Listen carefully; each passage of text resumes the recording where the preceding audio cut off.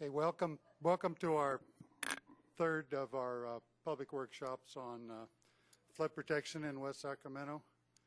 I'd like to introduce, well, first of all, I'd like to introduce the president of Reclamation District 900 and member of the JPA board, Bill Denton. Okay, and our meeting tonight, we've got like 4 different subjects. Ray Costa from Kleinfelder, who's doing the geotechnical work, is going to recap kind of where we're at on our levee evaluations. Bob Cermak from Parsons Brinkerhoff is the guy who wrote the engineer who wrote our engineer's report and did a lot of the work for our assessment district. Shana Zussman is going to tell us, talk a little bit about the 2018 election, the balloting, and the financing plan. And then Bill Hom from DWR is going to talk about the National Flood Insurance Program. So without any further ado, I'll introduce Lucy Edom, who's going to be your facilitator.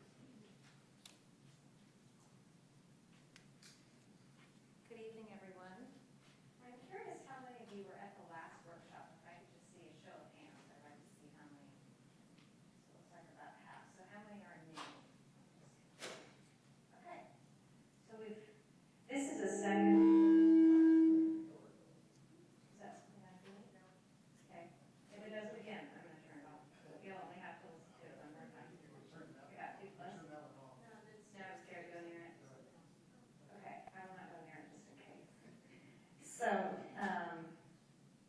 since about half of you are new, to let you know, this is a series of public workshops, and so tonight's workshop is building upon a foundation of information that was presented last month. So we can certainly answer your questions as well. We may direct you if there's some real specific questions that were covered more fully in last time's workshop. There will be an opportunity to get more detailed information at some breakout stations we're going to have downstairs after the first part of this workshop, just to let you know. So before we go any further, I just wanted to confirm that you all have a copy of everything that we'd like you to have. So a copy of a half-page sheet that you can write questions and comments on. You should have received also an agenda, kind of a packet. The top piece of information was an agenda.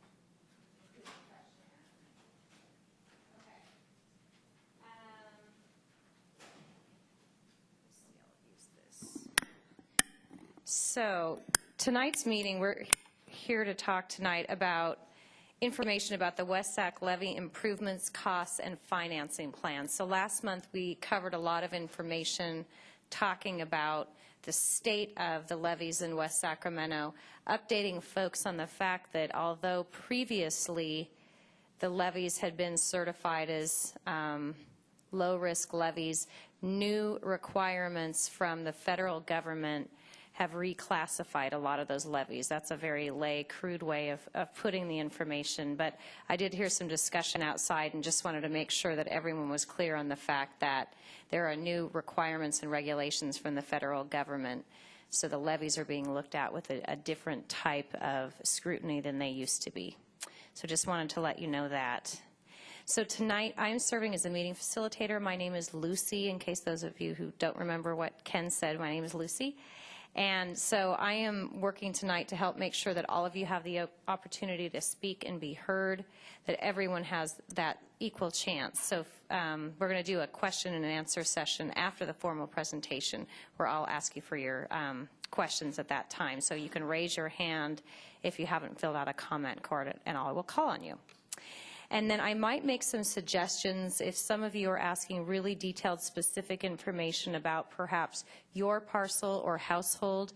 I will probably suggest that you talk one-on-one. There's a lot of folks here that are going to be able to answer your questions, so you can get through your question and get more specific feedback that pertains to your property at some of the workstations downstairs.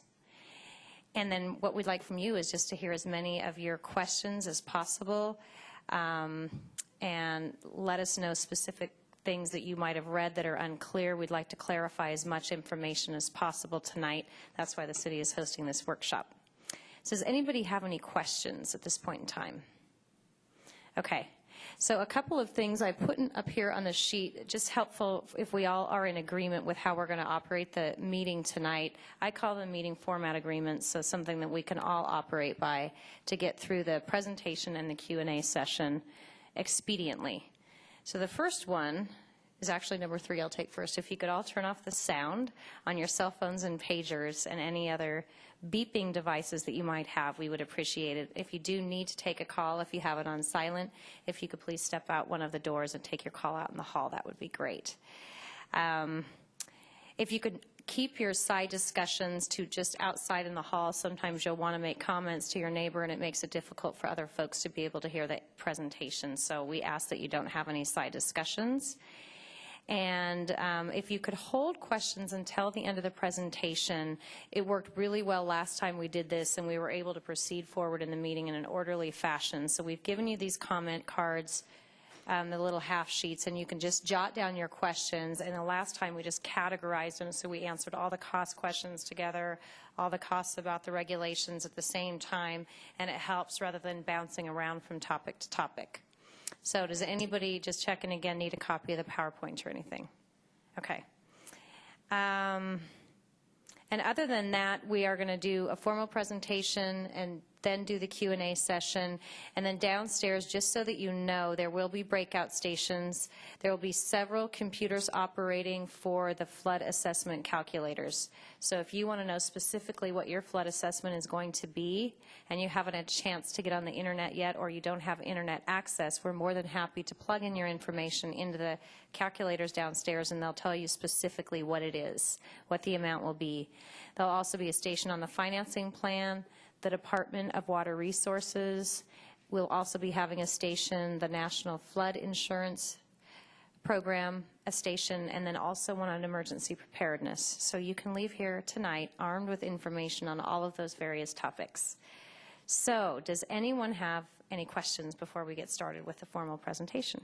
Yes.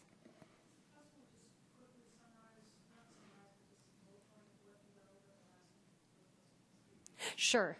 Last time we covered more in depth just the history of the levees in West Sacramento, and then talked about the findings of an engineering report that had just been completed showing the state of the levees in West Sacramento as they relate to the new standards that the federal government has put out. That was the main bulk of it. We heard a lot about the state's flood program as well, but really the bulk of it was going over the state of the levees. There's a little bit of a peek into the cost information, but that's more of tonight's focus. Is that helpful? Anything more specifically? Okay, all right. Yes?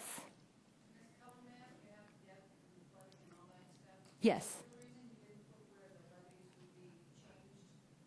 That is on a different map. There are several different maps in order to keep them not as busy. There are a number of different maps, just so that you know, on the website, and also that are printed out in various locations. So that map is showing the flood depths, but there are maps that clearly show the repairs that are needed in each of the 10 reaches. Anyone else? All right. Without further ado, I am going to turn it over to Ray. And Ray's going to talk to you about a review of some of the engineering report findings.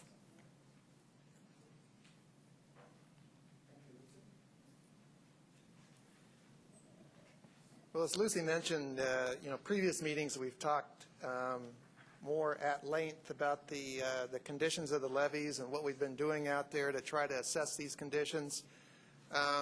thought we'd bring a couple of pictures tonight. We've been telling you about these things and thought it might be useful for you to actually kind of see what it is that what we're dealing with out here with some of these old levee systems. Stephanie, can I have that first slide, please? Here you can see some of the construction techniques used at the time. You can see where they're making some excavations and they're piling it up here and they're making a levee. I had some comments to make about the horsepower of the equipment, but I think they're mules, so I won't make that comment. You can see in the background here there's an old bridge. I talked to Ken Rusich about where that might be. He mentioned that's a bridge that is actually no longer existing, but it's kind of in the north half of the city along the Sacramento River. Next slide, please. Here's a picture of the levee being constructed out along the Yolo Bypass. That Yolo Bypass area used to be kind of a swamp area, and you can see where these dredgers go along and they have a bucket. They come along and they just pick up the mud and the cattails and the tules, and they put it in a big pile and it kind of oozes around and they kind of shape it up so it looks like a levee, and that's what we have along the west side of the city. This is an area along the Sacramento River where the levees were constructed using a dredge technique. And very hard to see, but right there at the bend in the river there is a dredge that sucks the sand up off the bottom of the river and basically puts it in a pile along here. These are some branches and brush that's put there to kind of keep the material from just running back into the river. So you can see this looks like a day at the beach here with the nice sand up on the levee. So that's what we've inherited out here in the levee system. We have some levees that are about 100 years old in some cases, built with probably not modern construction techniques, and now we've got a considerable amount of people and property behind them. You know, before when we had prune orchards and open spaces, it wasn't as big an issue, but now it's very important to have safe levees. The legacy that we have, you can see that the levee embankment that was constructed here, this is just kind of a cross-section to show you what a typical condition might be, built on different layers of soil that were naturally deposited by the river with time. Because of the natural river processes, we can have erosion problems. We have this underseepage issue where water can actually seep underneath the levee. Freeboard, you can imagine some of these levees with time will settle and sink, so they're not as high as they used to be. So we need to make sure that we've got an adequate amount, that they're built tall enough to contain that water that we think is going to come down the river. And then I mentioned the erosion conditions. It's just some photos of some of the things that we're concerned about. This is some pretty severe erosion and overtopping. This levee wasn't tall enough. If you've been following some of the flooding issues back on the Missouri River, they're going on right now. A lot of those levees are failing because they're overtopped. They were just ag levees that weren't high enough, and water goes over the top, erodes it, and pretty soon the whole levee fails. Here's some conditions of a lot of wind erosion, wind and wave erosion. This is something that's a real threat out along the Yolo Bypass side of the city. And this is kind of a diagram to kind of show you this underseepage condition that I talked to you about, where basically water flows underneath, can carry material, and create a hole, and the levee can fall into that. Erosion, you can see a levee right here where there's been some emergency work to try to protect that. This is actually a condition, I believe, along the West Sacramento area there, where you can see, again, these old layers that are just being eroded back. What's been completed here in the last few months is we've gone out with drill rigs. We've taken core samples at different locations, try to find out where that strata is.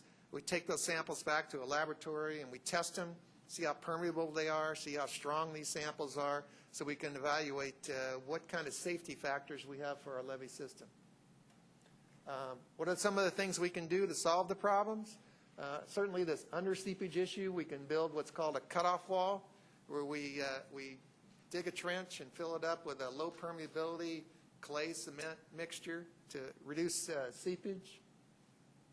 Next. We can increase that freeboard in the area where our levees are a little bit low. In some cases, we can actually build a seepage berm on the back side, provide weight to kind of hold down that seepage pressure that's coming from the river. On the water side, we can place rock out there and provide erosion protection along there. This is a kind of a diagram. Someone mentioned earlier, where are these repairs going to be made? This is kind of we have a lot more detailed information, but this just gives you a general idea. Kind of set the area here. Here's the kind of the northern part of the city. Certainly Highway 50, Interstate 80, Yolo Causeway, Yolo Bypass over here, and then the southern part of the city down here. We've kind of divided them up into reaches that we've looked at so we can make some specific assessments. Just real quickly, I'm going to start up here in the upstream end of the system. You know, we've got a condition along here. We have some seepage issues. We've got some kind of steep slopes. Going around the corner, we actually have some under seepage issues. Last year, we had a little bit of under seepage problem through there. Small boils formed. We're going to take care of that. Kind of some oversteepened slopes along here. Then we get down to the downstream area there. This area kind of has a lot of issues there. Pretty much everything I talked to you about. Some freeboard issues, some erosion issues, some under seepage issues. Probably a lot of work going to need to be required along here. This little reach here is kind of it's a back levee. It's a dry levee. You may not have even noticed it out there, but that protects the city in case a levee breaks downstream so that the water doesn't come back up and flood the city. And then we have some levees along the west side. Few seepage problems over here, a few seepage issues. You may have read in the paper about an area of the city that's had a little bit of some cracking of the levee embankment, a little bit of slope movement. That's along this area right here. We're going to get that fixed also. So that's kind of the quick version. We gave a longer version last time, but these are the issues that we're dealing with. It's the history that we have and the types of fixes we're looking at. Thank you.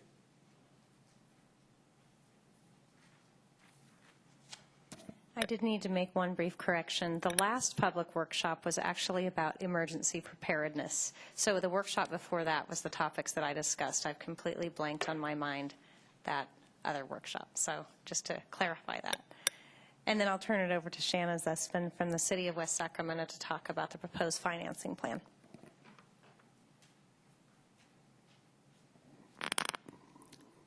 Thank you. I just was going to briefly talk a little bit about the upcoming process and the vote for the assessment district. Just a few things for terminology. The assessment district that's being proposed is really a public financing mechanism. The law requires that a mail-out vote go to all property owners. Now, you might hear the term annual parcel assessment. That's also the same thing, but we're talking in this context about the proposed assessment district for flood protection.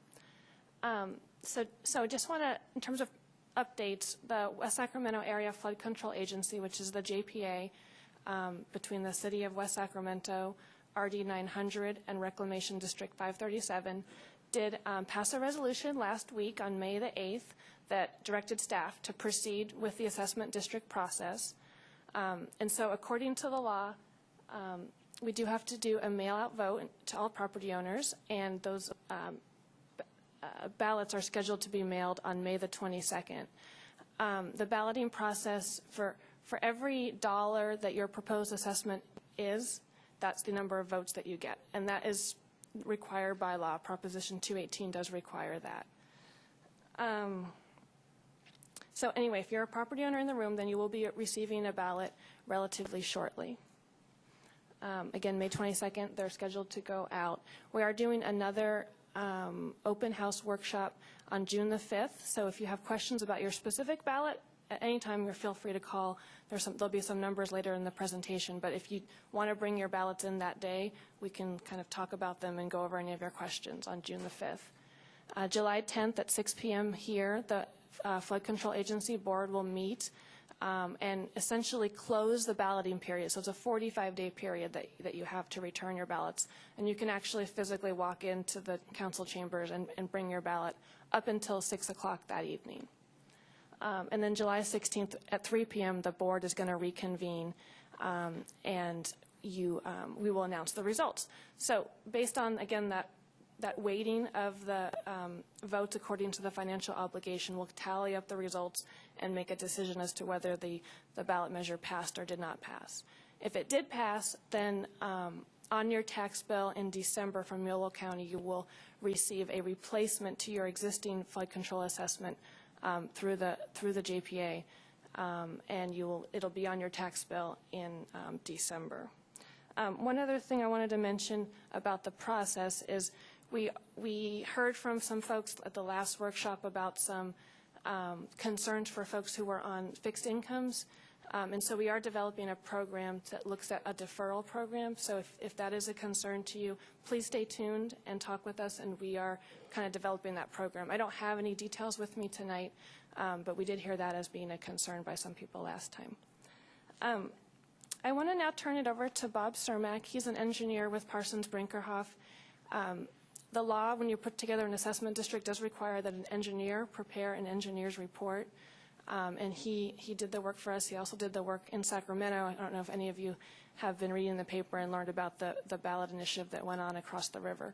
So he's going to go through and explain all the details of the formula. So with that, I'm going to turn it over to Bob.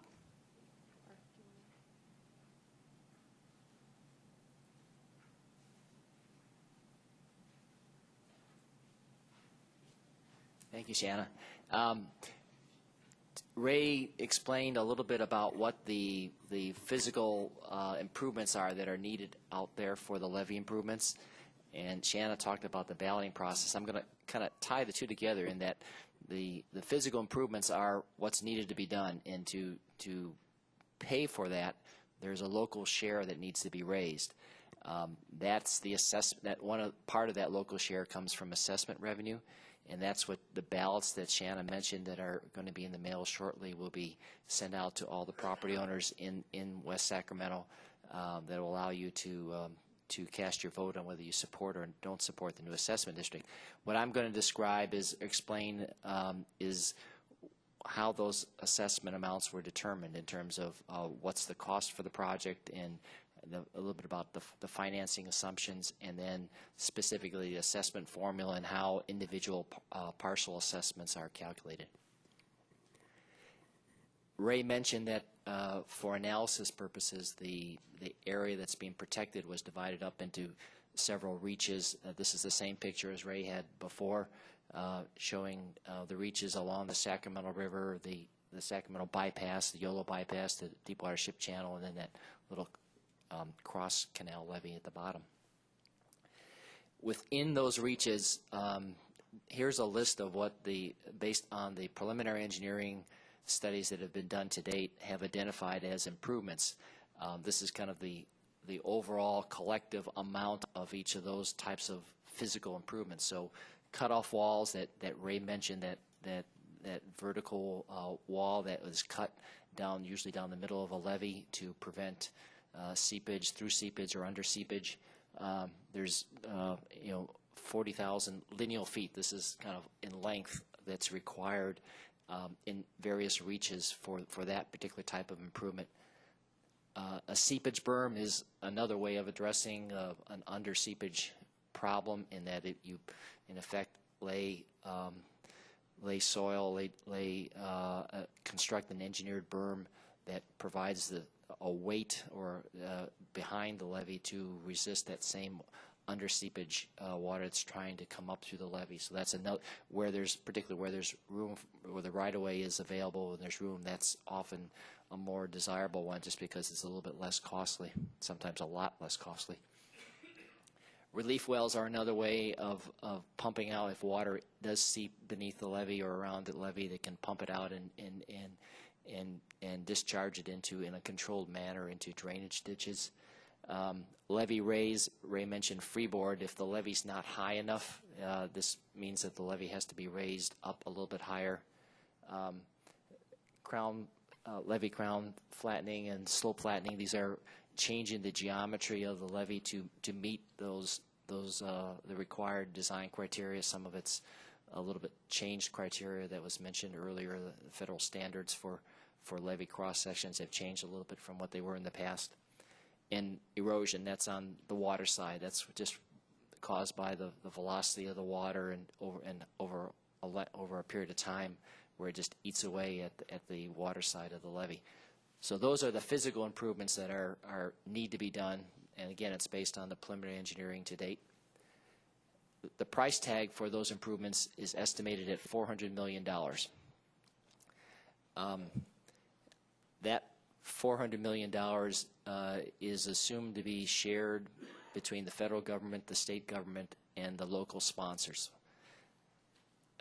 In coming up with a financing plan, we had to make certain assumptions as to just how much would be the local share, and what that local share is will vary depending upon the specific arrangements that are made with the state and federal government. For the purposes of calculating assessments, we tried to make fairly conservative assumptions, and we assumed that the local share would be 21% of the total cost. So that local cost of at 21% of $400 million is $84 million.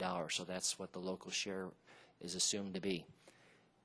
That $84 million is projected to be provided through two mechanisms. One is what's referred to as an in lieu fee. This is a fee on new development that the City Council approved just a couple of weeks ago. I don't remember, Shannon would know the exact date. So it's already been approved, and new development as it occurs will pay a specific development fee that is contributed to the cost to paying for the local share of the flood control improvements. The other half of that $84 million, the $42 million, would come from assessment revenue from this annual parcel assessment that would be levied on properties within the assessment district. In addition to providing the cost for the capital improvements, the levees need to be maintained in terms of just normal maintenance as well as in an emergency flood operations. And in addition to the annual to the cost for the capital improvements, there's an allowance for operation and maintenance cost of a little over $500,000 a year that's needed. The new assessment district would replace an existing assessment district that pretty much all of the property owners in the district currently pay. So if, when the ballots are returned and the JPA votes to implement the district, then that old assessment district would go away. The new district would be put in place if the board approves and if the vote allows them to do, and it would remain in place until the board determined otherwise. The assessment amount, there are specific amounts that are established for each parcel. Those amounts they can be raised as much as 2% a year, just to allow for inflation in the cost of what the physical improvements would be over time. But no more than that. So when you see what your amount is, the amount that you have would not increase any more than 2% a year. The assessment is what's called a special benefit assessment, and by that, by Proposition 218, it requires identifying what is the special benefit that's received and to allocate the assessments in proportion to the benefit that's received. For this assessment district, the way we measure benefits are flood damages, or really the avoidance of flood damages. And it's flood damages to the structure and to the contents of a structure, and it's flood damages to the land itself. The way the parameters that we use to calculate those flood damages are, it'll vary by land use, whether it's residential, commercial, industrial, agricultural, vacant parcels. It'll vary by the size of the lot, the parcel acreage. The structure, the first floor square footage we use, not the total building square footage, just the first floor square footage. And an estimate of the depth of flooding that would result if a major flood, the type of flood that these improvements are intended to avoid, would actually breach a levee, kind of and the depth of flooding that would result. That's an indication of kind of how much flood damages an individual structure would experience. The flood depth map, and I think in your handout there's a larger size of it. This is based on work that was done by the city, by another consultant for some emergency preparedness work, and it's divided up into flood depth zones, and these are generalized zones from the areas that are 0 to 1 foot, particularly along the triangle area, and a little strip along the north side, 1 to 5 feet, 5 to 10, and then greater than 10. There's questions. I think that the suggestion was if you could please hold your questions to the end of the discussion, and then we'd be glad to answer them, if that's okay. Do you need a sheet to fill out your question on? No, I don't. It was just kind of clarification. Okay. Okay, you can ask it. I was just wondering if that's based on 100-year flood, 200-year flood?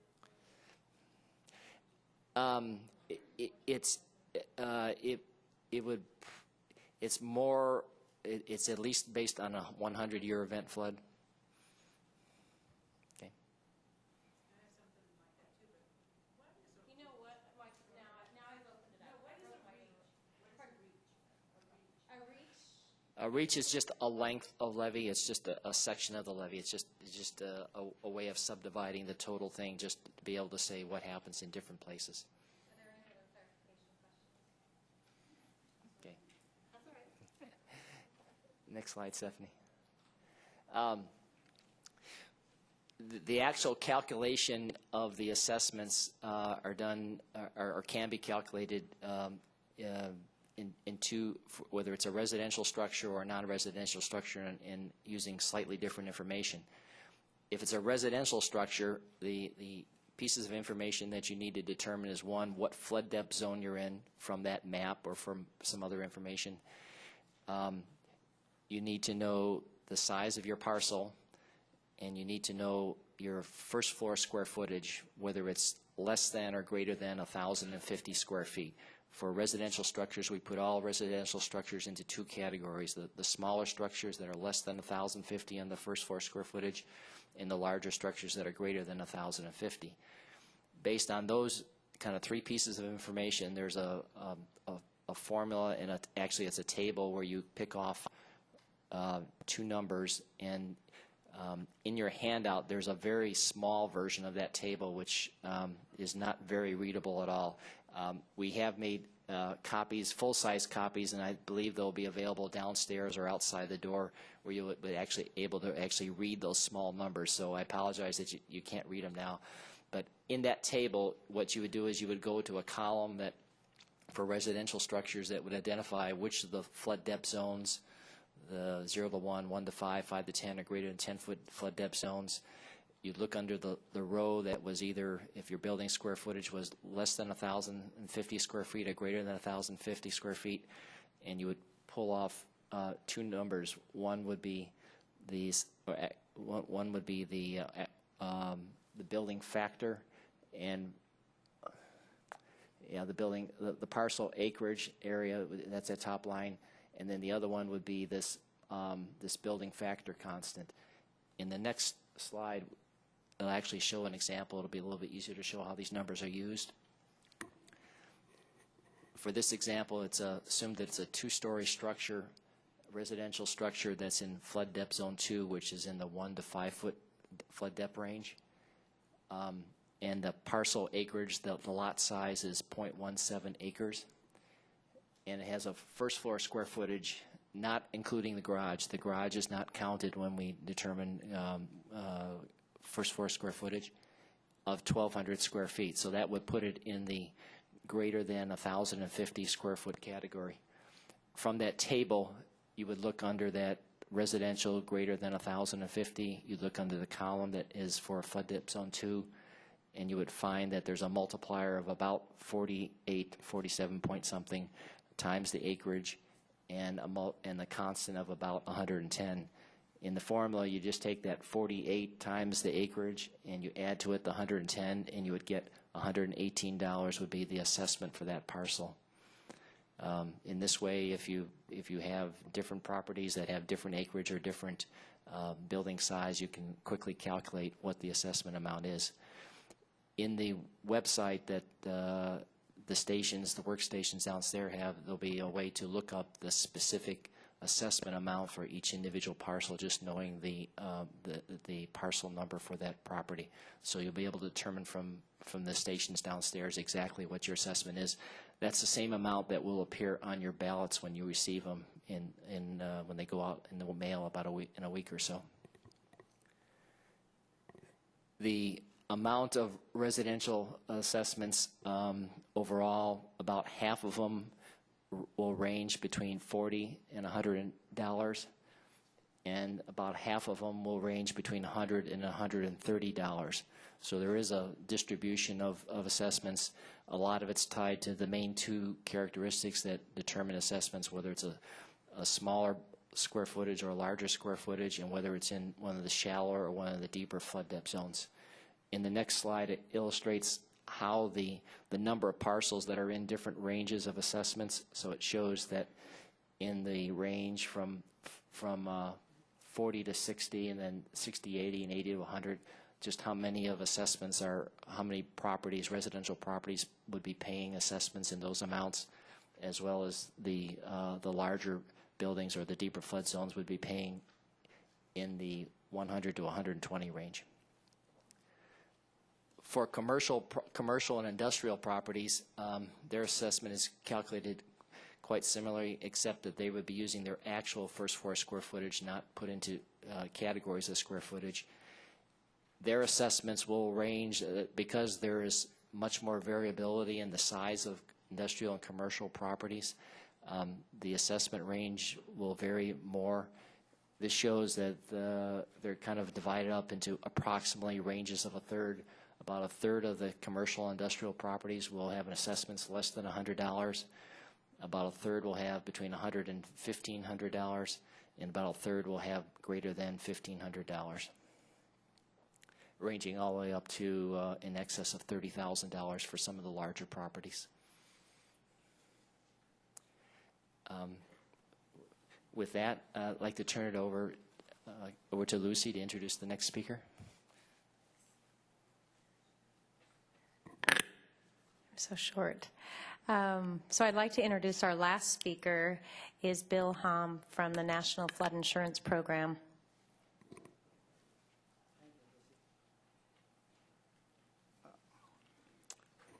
Good evening. Before I start the presentation, I would like to see a show of hands up. How many of you have some knowledge of the National Flood Insurance Program? Okay, quite a number of you. So I'm going to present to you a little overview of the program, because that will affect some of you, okay? The National Flood Insurance Program is a federal program, okay, and it was created by Congress. The key component of the NFIP is the mapping, flood insurance, and floodplain management ordinance. FEMA will do study in the community and issue flood insurance rate map for a community. And then when the city joins the program, then the flood insurance will be available to that community. But the city, when they join the program, then they have to agree to enforce the NFIP regulations. They have to adopt a floodplain management ordinance. I'm going to introduce you to you three flood zones that most likely that you probably will see in the future flood insurance rate map for your city. The first one is called Zone AR. The definition is that the areas previously protected by an accredited flood protection system, which is a levee, that has been decertified and is currently in process of being restored to provide at least a 100-year level of flood protection. Which means that when FEMA finds that the levees protecting the cities have no longer providing the 100 years level of flood protection, then they will, assuming that levees not exist. And then during the meantime, when the cities, city doesn't mean that your city, could be any community that agrees to restore to repair the levees, then FEMA will designate the area behind the levee called the AR zone. Okay, next. Zone A99 means that areas to be protected by the 100-year flood level upon completion of an under construction federal flood protection system and no base flood elevation determined. What it means is that when a community repair the levees and then to a point that more than 50% completion, then FEMA will redesignate the area behind the levee from Zone AR to Zone A99. Okay, next. And then Zone X means that area protected by levee from flooding. Okay, and West Sacramento is currently designated as Zone X. So that means that right now that your city is in Zone X. Okay, I'm going to provide a couple of slides. One is for residential construction, residential structures, and the other will be for commercial structures. This is just a sample of flood insurance premium, okay, for a structure that with a maximum coverage of $250,000 and also with the contents of $100,000 coverage. Okay, these are the insurance premium. There's a flood policy called preferred risk policy. This policy applies to the Zone B, C, or X. So, for example, if you are going to go buy the flood insurance tomorrow, then you will be eligible to prefer the so-called preferred risk policy, the Zone X. And with the maximum $250,000 coverage and the content $100,000, your annual premium is $317. And for the P-firm, post-firm, those are the area, the policy for the buildings located in Zone AR, A99, B, C, or X. The B, C, or X, that those buildings that have previously got damaged from the flood and have claims. So they can, for those buildings in the B, C, or X zone, they are no longer eligible to purchase the preferred risk, and they have to buy the so-called P-firm or post-firm policy. The annual premium for those buildings will be $1,000 and $32. And then the next one is so-called P-firm buildings, meaning that those buildings that are older buildings that before the FEMA issued the first map for the city. Okay, so those buildings, the annual premium will be $1,822. For the post-firm buildings, means that for any buildings built after FEMA issued the very first flood insurance rate map for the city, and for those buildings that when the finished level is at the BFE, means the base flood elevations. When FEMA issued the map, they will determine how high the flood level will be. It will show on the maps. So when the living floor is built at the BFE, the annual premium is $1,050. And if the home is elevated just 1 foot higher, the annual premium just lower to $700. And then if the building wants to elevate it in another foot higher, like 2 feet above the BFE, the premium even lower to $526. And then the 3 feet high will be $486. But if a building just happened to build 1 foot below the BFE, okay, just for whatever reason, just didn't build to the BFE, and you can see that the premium jumps to $4,500. Okay, next. And this is the same premium, but it's for commercial buildings. For commercial buildings, the maximum coverage for the structures is $500,000. The content is also $500,000. So for the preferred risk policy, the annual premium is at $2,300, and for the pre-firm, post-firm buildings, it will be $34.92.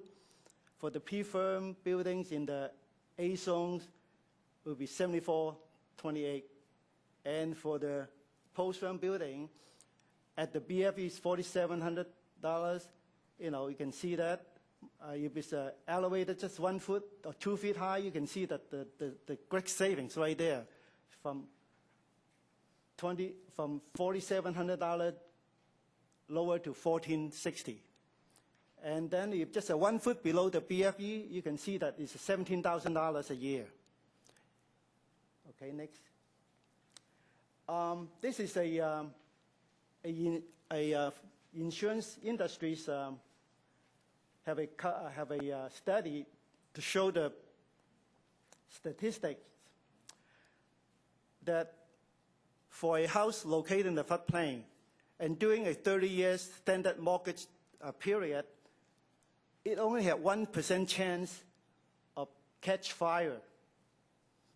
And the same building in the floodplain during this 30 years period, it has 26% chance of getting flooded.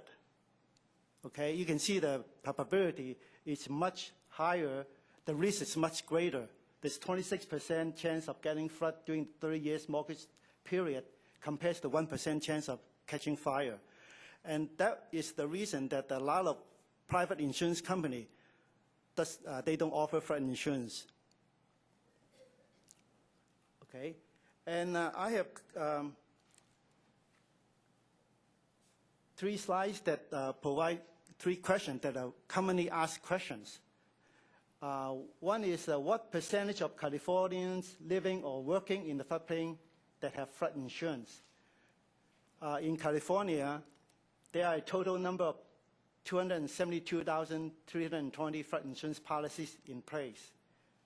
In the Central Valley, approximately 53% of the total number of parcels subject to flooding carry flood insurance. Next. Okay, this is a very common question. Does your homeowner or commercial insurance cover flood damages? No. Standard homeowner insurance and commercial insurance do not cover flood damages. Flood damages are covered in a separately purchased flood insurance policy. And some mobile home policy may include flood damage. So it's very important for homeowners to know that the regular homeowner policy does not cover flood insurance. A lot of homeowners find out after they're getting flooded, and which is kind of late. Next question, when is federal flood insurance mandated and who is eligible? Federal flood insurance is mandated for all structures with federally backed loan or mortgage located in the special flood hazard areas identified on the flood insurance rate maps. And any homeowners and renters in the NFIP participating communities can purchase flood insurance through the NFIP. Okay, and I brought with me some pamphlet that is available downstairs for you to take home. One is called The Myths and Facts About the NFIP, and then the other is called Why You Need Flood Insurance. And then also I have a handout called the Sample Flood Insurance Cost that kind of give you some samples of different type of flood zones insurance on residential and commercial structures. And then lastly, I have a guide that you could go into a FEMA website called the floodsmart.gov. Then it is a very user-friendly website. And what you could do is that if you want to find out how much flood insurance for your homes, you could go into the website, and then this is a step-by-step to show you how to get to find out how much flood insurance for your house. I have this one handout, and also I have demonstration downstairs. I have laptop that you could, if you want to, you can type in your address and you'll come up with how much flood insurance premium for your house. Thank you.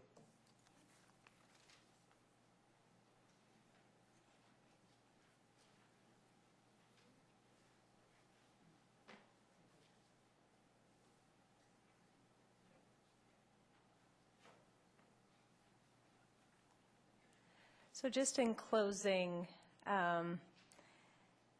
the city, the Reclamation District 900, FEMA, and the Department of Water Resources encourage you to purchase flood insurance now before the costs go up later. So there are a number of different ways that you can get further information before we break into the Q&A. You can see there's a website that has a lot of information on there. It could keep you busy for days and days if you poke around in there and look at the engineer's report and other information. We encourage you to do so. There are also going to be the breakout stations downstairs at the end of this workshop. There is another workshop on June 5th. And then there's also a phone number listed up there that you can call. So you should all have copies of all of this in your packet if you want to do any follow-up after the meeting today. This kind of direct you on how to do that. So we're going to break for a moment. If we could maybe have the lights up. If you could all fill out your questions on the half sheets of paper. Like I said, we're going to organize them during a brief break and reconvene about 7:35 by that clock right there. That'll give us about 7 or 8 minutes to coordinate all the questions and give you a break. So just you can hold your half sheets up. We'll come and grab the questions, and then we'll see you back here in a couple of minutes. Thank you.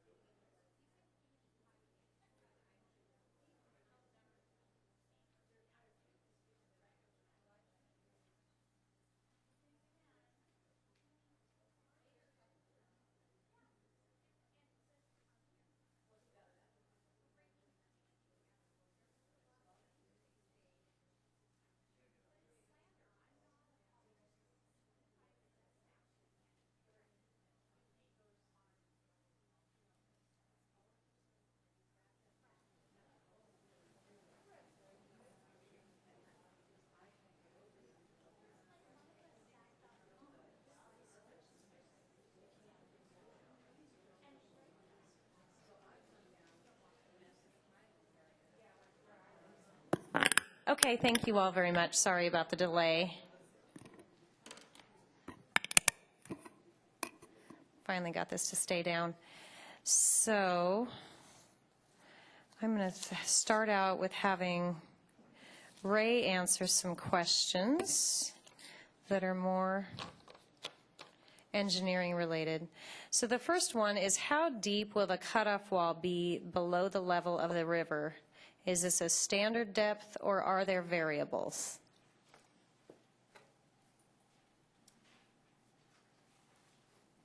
I'm going to change the height of your. I just wanted to point out something here real quick. I don't know if you've been following the news here this evening. I told you that the city is surrounded by water. The whales are coming right up here right now. If you're wondering where the Deepwater Ship Channel is, they're working their way up to the port. So that's where the whales are. Okay, back to your question. The cutoff wall. You saw this diagram earlier, trying to show this internal trench that's filled with cement and clay. It's constructed to a depth where you tie into a kind of a clay or real low permeability layer down there. You want to cut off as a seepage barrier across there. The question is about the depth. It's variable, kind of depending on the geology out there. For most of the alignment, it's probably less than 80 feet deep, but quite frankly, there are some areas where it's maybe 150 feet deep, where a conventional cutoff might not work, and we're going to look at some of the other things that Bob talked about, relief wells and seepage berms. But it's a variable depth. That's why we go out and do these core borings. We try to find where that clay layer is down below the sand, so we can cut that off. Okay, the next question for Ray is, being that we have many under seepage issues, what is the chance that our levees will be compromised while trying to repair them? Will we be repairing them with deep cutoff walls? Well, it's a very good question, and it's something you have to be very careful about. If you've been in the area for a while and you've seen some of the work that's been done on the other side of the river, they in fact did have some problems in trying to construct a cutoff wall. Some of these levees are so weak that just digging a trench and filling it full of this heavy fluid caused the sides to fall into the river, and it was an issue. So we're very much aware of that problem, and we take precautions. We actually lower the levee down closer to the ground surface so that the levee's wider down there and it can contain that. But you have to be very careful, and certainly these repairs are done during summertime. We anticipate if, in fact, there is some kind of a problem, we always give ourselves plenty of time to come in and recover before the flood season would start. So it's a good question. We're very conscious of that, and we'll be making sure that we don't come up with a repair that's worse than the problem that's out there to begin with. Okay, a couple more questions for Ray. What level of flood protection will be provided by the levee repairs? And then the example is 100-year, 1%, 200-year. And then has CEQA been complied with already, or do EIRs need to be done following the assessment vote? The city's made it very clear that for an urban area like this with what's at stake, we're going to try to get as much protection as we can. We're trying to get the 200-year level protection. So anything that we do out there on these levees will be to achieve that 200-year protection. As far as the CEQA, that process will just be starting soon. That's not kind of something I do, but I'm in the room with those people that are doing that type of work, and I know that that process will begin soon and will have to be completed prior to these repairs going forward. Okay, and a couple of more questions for Ray. When will the engineering design be completed and construction commence? Is the city of West Sacramento finished with testing? If not, how do we know that we need $400 million?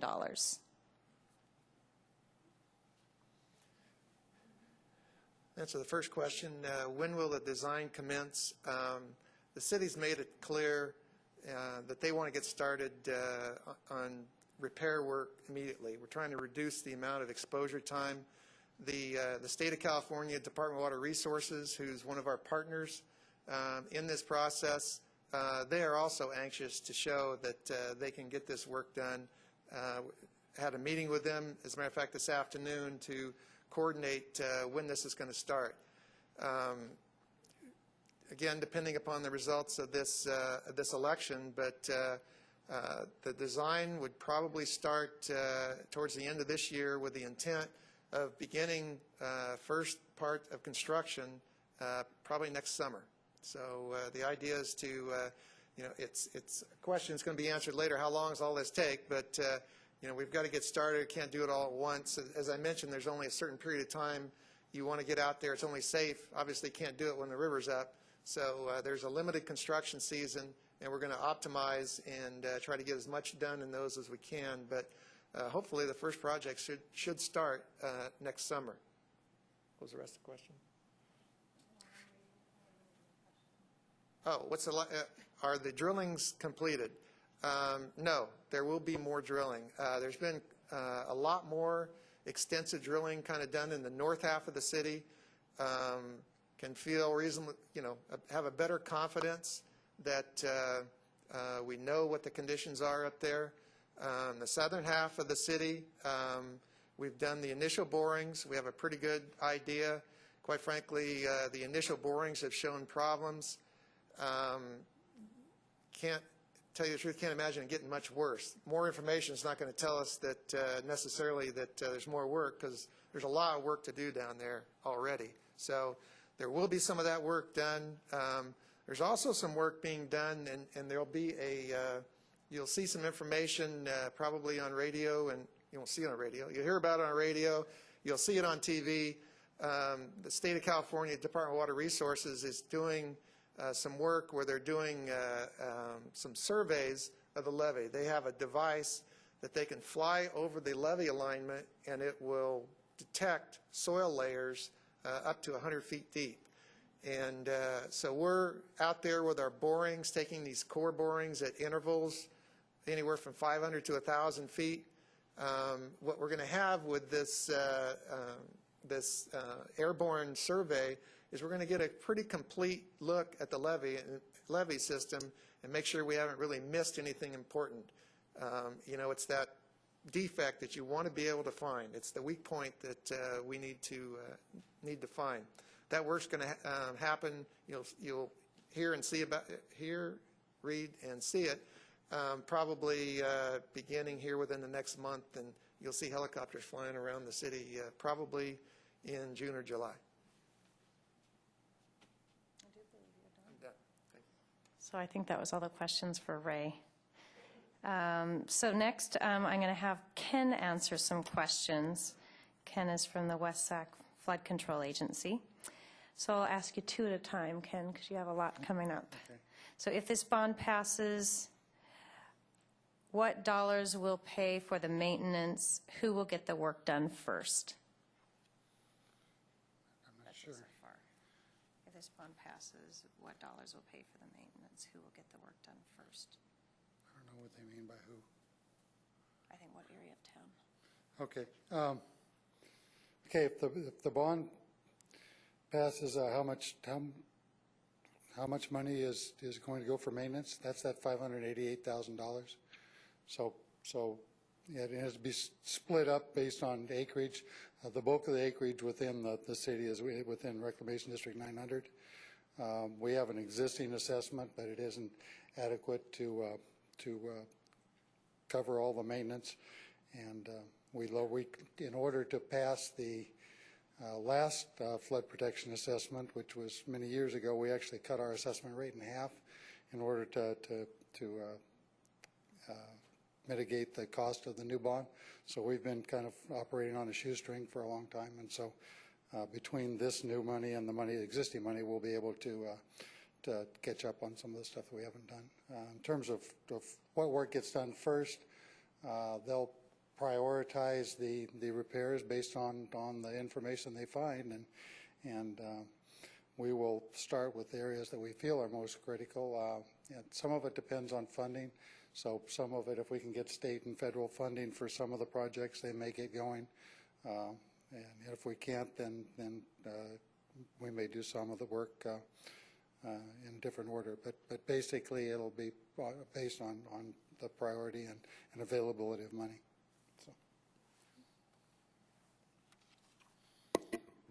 So the next question is, what will happen if the assessment does not pass? Okay, if the assessment doesn't pass, the existing assessment will stay in place for a few more years. That project is almost completed, and we've reached the spending limit, or the limit on that assessment. So that project will be paid off in a few more years, and then that assessment would go away. At which point we would not have any local share to participate in any of the federal or state projects. So we would just simply have to, if a site got critical in an emergency, we would have a federal response to repair it, but we wouldn't be able to be proactive and go out and fix things ahead of time.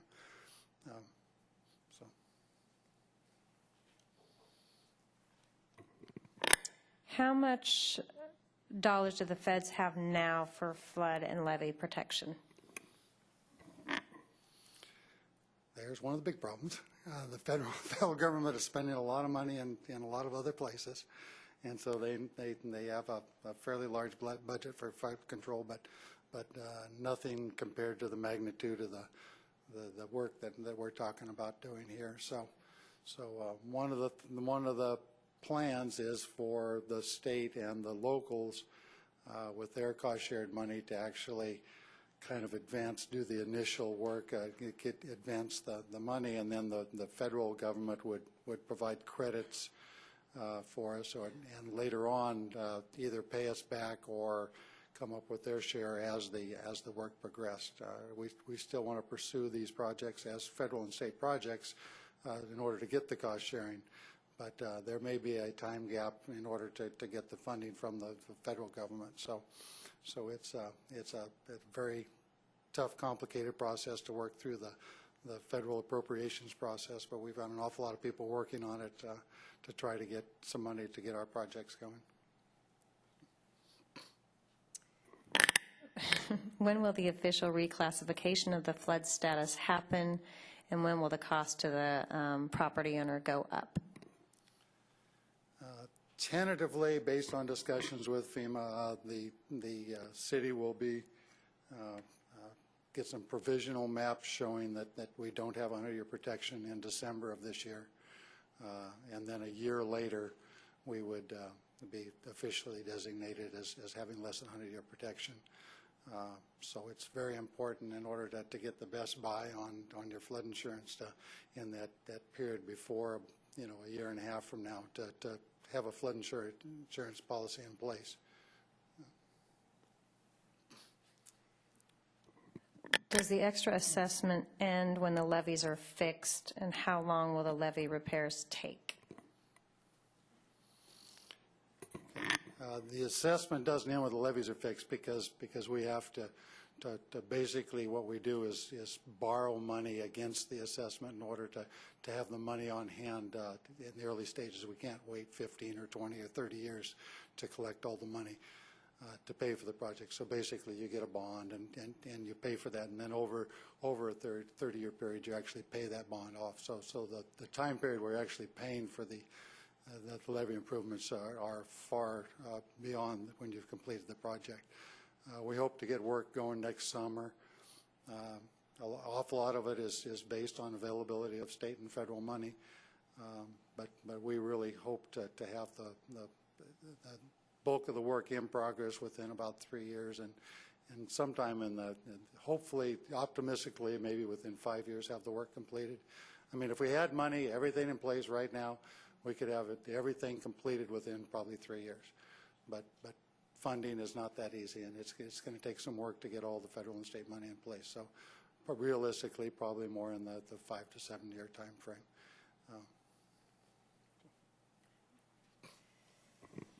When will the repairs be done, and will there be a need for any more insurance, or will West Sacramento become a Zone X? Okay, the objective is to complete the work and get redesignated as Zone X. And that, all that does is remove the federal requirement that where you're mandated to have insurance on federally insured loans. It's prudent to have flood insurance when you live in an area that is below water level, and so it's always prudent to have flood insurance, even if you have a rating of Zone X.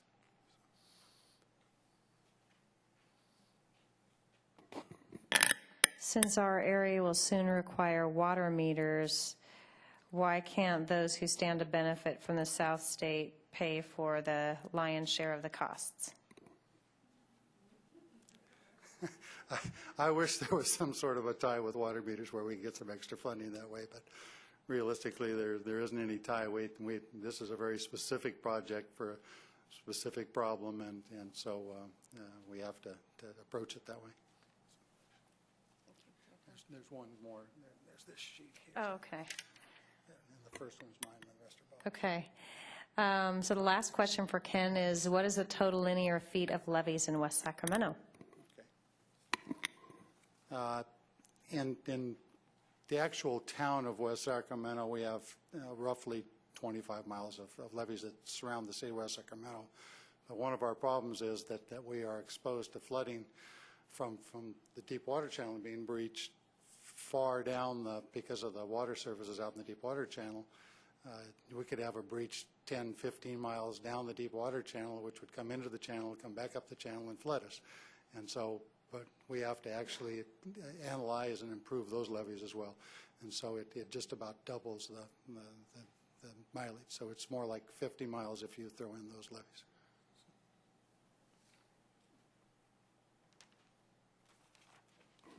Okay, now we're going to have Steve Paytek from the City of West Sacramento answer some questions.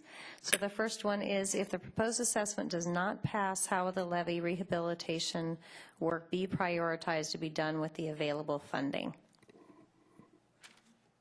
I'm not sure why that's my question, but if the assessment doesn't pass, we will probably try to get state funds, though we're probably a lot less likely to be successful.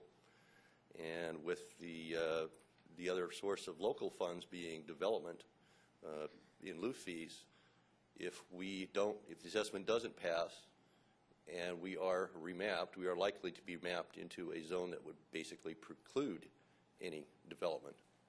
So if the assessment doesn't pass, I don't know that we're going to be able to do a whole lot of levee improvement. A couple of more questions for Steve. If we have documentation stating our levees are below the 100-year flood designation with the new criteria, is it against the law to move forward with development plans not knowing how FEMA will map our area? And a follow-up question, why hasn't FEMA been to West Sacramento? They have been to Natomas. We've been told that FEMA will not be here until 2009.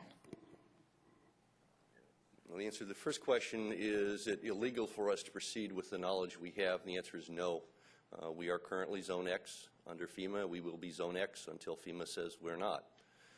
We have a flood management ordinance in place which basically says development has to comply with whatever standards are in effect at the time you pull a building permit. So if we get remapped into one of the A zones, regardless of use permits, general plans, subdivisions, when somebody comes in to pull that building permit, they're going to have to comply with the requirements of the zones.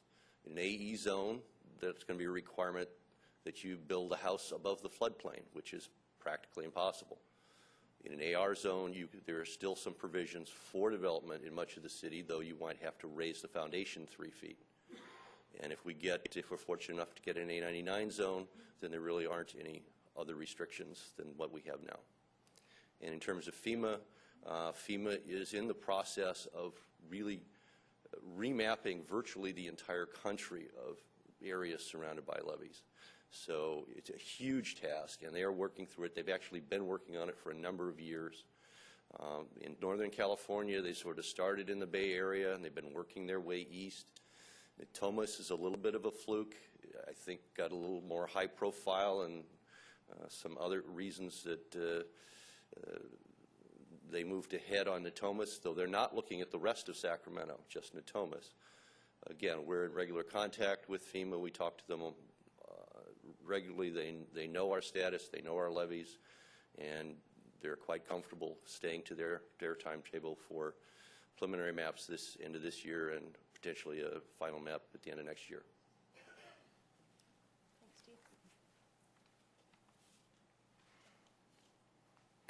So some questions for Bob Cermak. Where are you, Bob? In the PowerPoint, it is a violation of state law to charge an assessment or fee based on land use designation. It can only be calculated on actual use. So that's actually just a statement. Do you have any comment you'd like to make to that?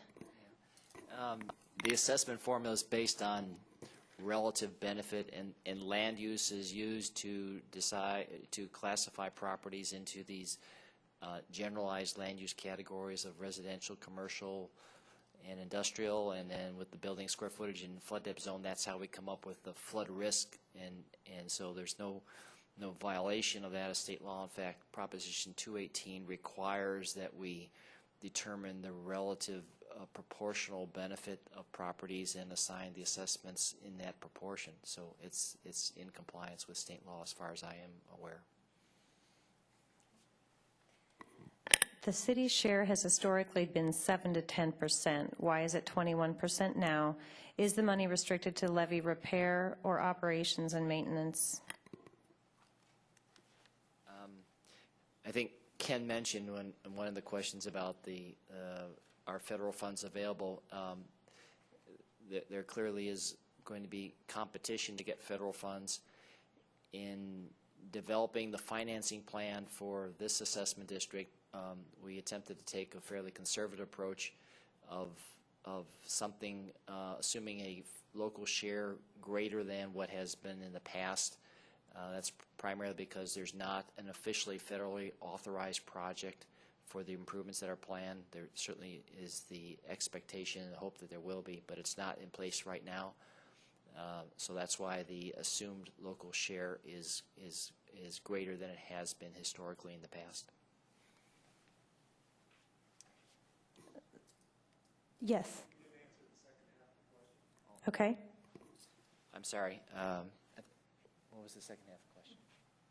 Is the money restricted? Right. Yes. The money is restricted. The money cannot be spent on any project or feature that's not identified to be part of the assessment district, and what the project features are identified in the engineer's report. They are, in general, those types of flood control improvements that were listed in the PowerPoint. So it has to be on flood control. It has to be for the levee improvements. Because so far the engineering that's been done is preliminary engineering, we don't know definitively exactly, the depth of the cutoff wall, or whether it's reach A or reach B. We have a good idea where it is, but there still needs to be some additional investigations. So within the flexibility of still to figure out exactly what the physical improvements are, but it can't be used for some non-flood control purpose at all. If it's not identified in the engineer's report, it can't be used. Kind of a related question to what you were talking about a minute ago, Bob. Why is the local share here 21% and the city of Sacramento it's 10%? The assessment district that was recently voted on and approved in Sacramento for the Sacramento Area Flood Control Agency included projects that do have some existing federal authorization. They're kind of a continuation of an existing project. So there is more certainty on those projects as to what the federal participation is going to be. As I mentioned previously, right now the projects that are identified here do not have that federal authorization. So without having that certainty, the assumption was to assume a larger cost share, and perhaps some projects where the state and the local share have to cover it, at least initially, with upfront funds. Okay, 2 more questions. Why the big inconsistency on the assessment amount with people on the same block, and then the calculator changed amounts from one day to a different amount on another day?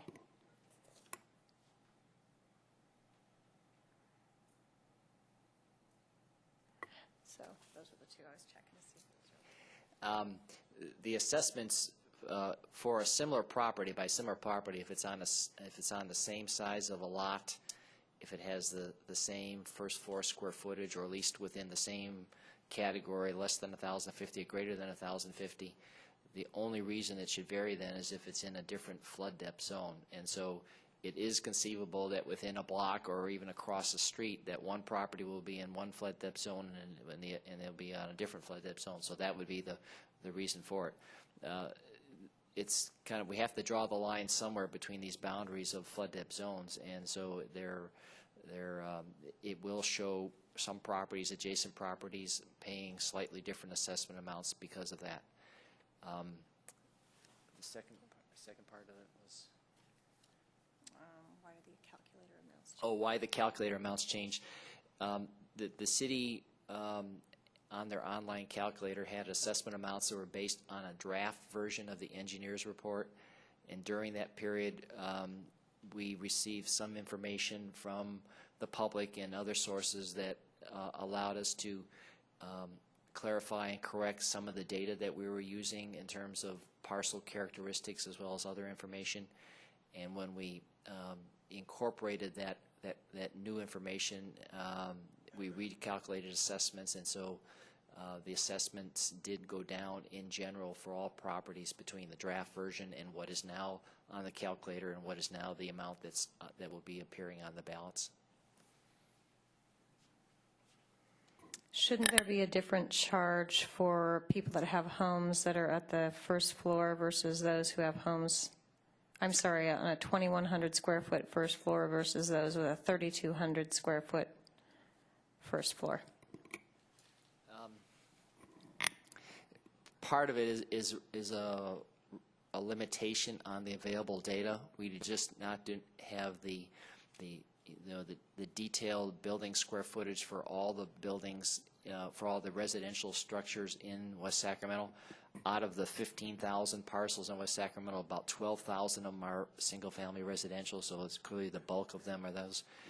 And given the data that we did have available, our best judgment was to put them into at least two categories of a smaller size structure and a larger size structure, to at least represent the relative difference in the potential flood damage that might occur in those two categories. And it's been done before, and it's at least showing, reflecting the difference between larger and smaller homes. It's not showing the difference as each, for each individual square foot that increases between one home and another.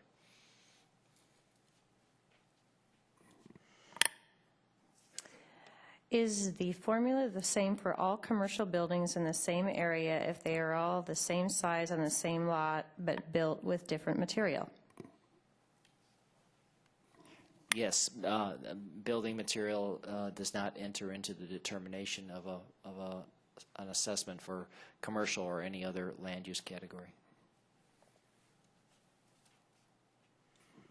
At one of the workshops, it was mentioned that the minimum assessment amount would be $60, but your chart shows lesser amounts, which is accurate.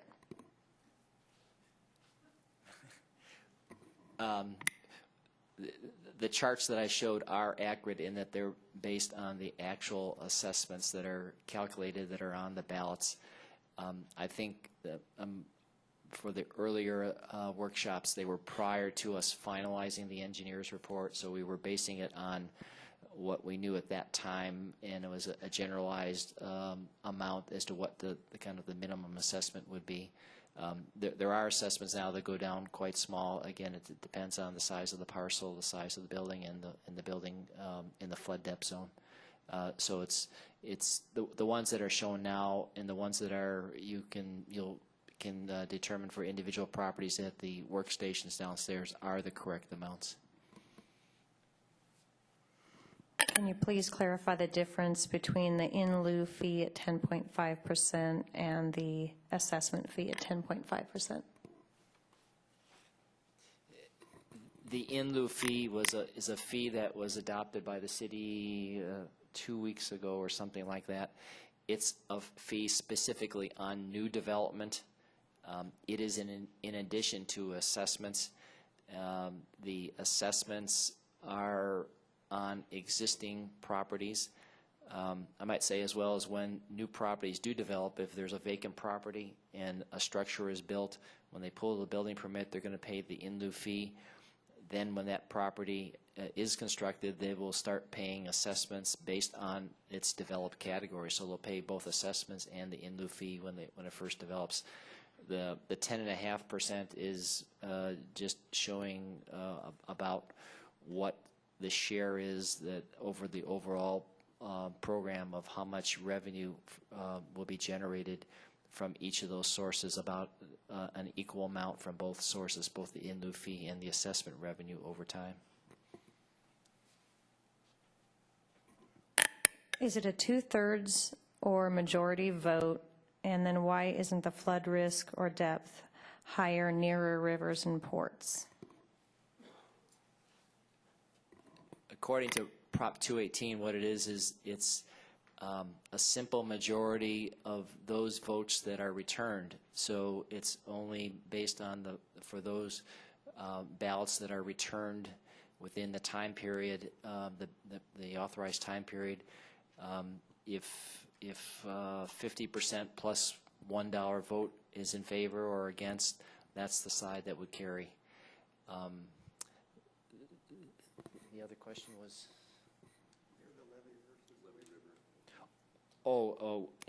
The flood depth zones are in terms of whether they should be greater near a levee or river. They're really based on ground elevation. If the flood depth zones are based on some hypothetical levee failures at different locations around the city, and based on the volume of water that would enter, and areas that are lower lying areas clearly will be flooded to a higher depth, and they'll have higher flood risk, and their benefit is greater. So if there's an area adjacent to a levee or river, the Dipwater Ship Channel, for example, if the ground elevation is lower, it will be in a greater flood depth zone. Areas that are in the water itself clearly are not benefiting. They're already contain water at all times. Okay, your last question, Bob. Can the money be moved from one area to another because you deem something like the lower part of the Deepwater Ship Channel more in need after we have voted for our immediate area needs?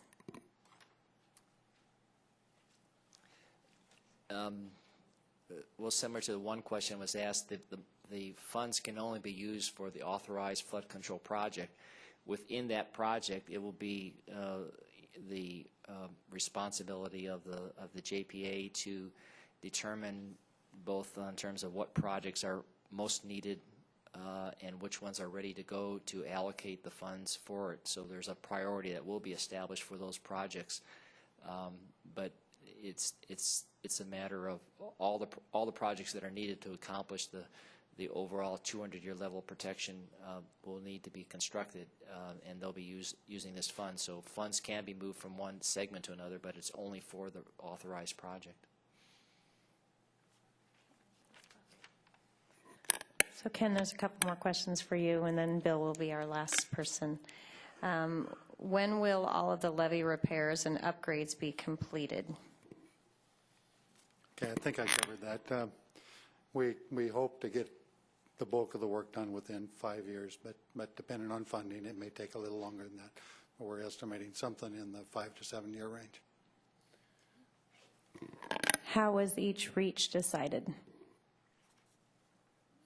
It's just based on the geotechnical data they develop and what it takes to get back up to the 200-year level of protection for each reach. So. One more, Ken. You can't sit down yet. At the first workshop, the Army Corps of Engineers and FEMA said that there wouldn't be any designation as long as the repairs were ongoing. Why is the city telling us the opposite?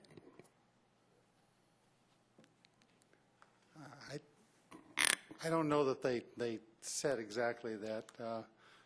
Back when we did the previous project, we were able to get an A99 designation, which actually did allow us to do our project and not have increased insurance rates. But that's a designation that's difficult to achieve, and based on what we know about our levees and the conditions we're faced with, it's very unlikely that we'll be able to achieve that. So we'll probably go into an AR zone or something like that, which will require a designation of less than 100-year protection for a period of time. But our objective is to get back to the X as soon as possible.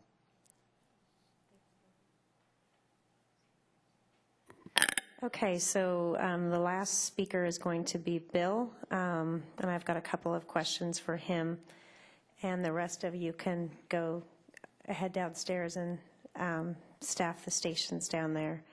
So first of all, is it possible to purchase supplemental flood insurance to cover more than $250,000 for the structures under the federal program?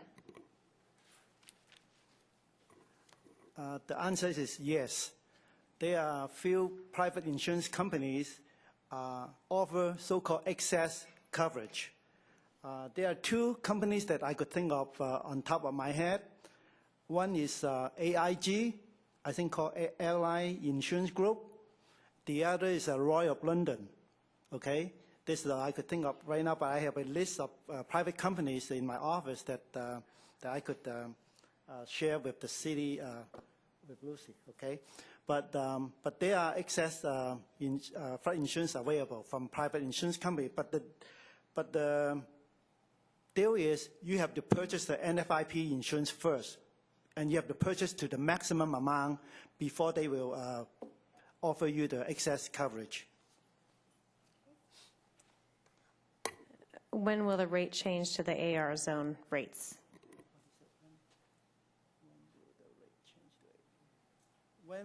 When will the rate change to AR zone rate? When FEMA issued the new maps that shows the areas in the zone AR, then the insurance will be effective. When they're going to issue the new map? Right now, we don't know. Could be a year, could be 2 years. But at this moment, the city is in the Zone X. And also for your information, the insurance premium for Zone A99 and AR is the same. Okay? It's only the construction requirements are different between Zone AR and Zone A99. But as far as the insurance premium, they are the same. And like Bill said, there is a computer downstairs where they can plug in your information and tell you exactly what your insurance rate would be, which I know that it's been almost 2 hours of talking to you, so we really appreciate your hanging in there. And I know some of you that don't have access to the internet or didn't realize that you could look up information on the internet about your individual anticipated flood assessment, that's really probably the reason why you're here. So there are a number of computers downstairs and staff there to support you in making sure that you are aware of what your upcoming flood assessment will be. There is the final workshop on June 5th, and we really appreciate your attendance at this meeting tonight and all of the information that you have listened to. So thank you again, and we'll see you downstairs.